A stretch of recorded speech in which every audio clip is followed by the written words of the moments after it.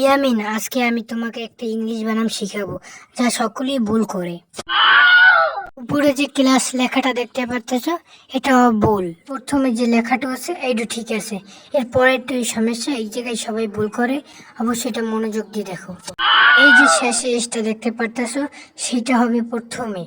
যে প্রথম এসটা দেখতে পারতেছো, সেটা হবে শেষে। মূলত এইখানেই সমস্যা সবাই করে। তারাও আমি তোমাকে লিখে দেখাচ্ছি। এই তো লেখা হয়ে গেছে। এই তো এইটা হলো আসল নিয়ম। মিয়ামি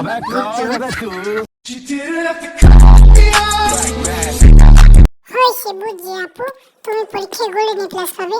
सब क्या देखना पड़ रहा है। अच्छा है मैं अंधा हूँ। Run.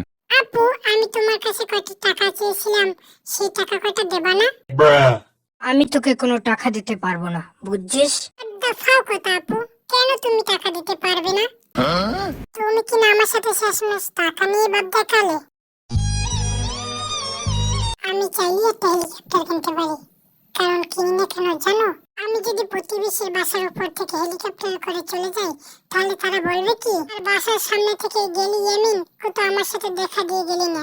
তাই আমি হেলিকপ্টার কিনি না, বুঝলি আপু? হয় বুঝি বাবা, হয় তোর কথায় পারবো না।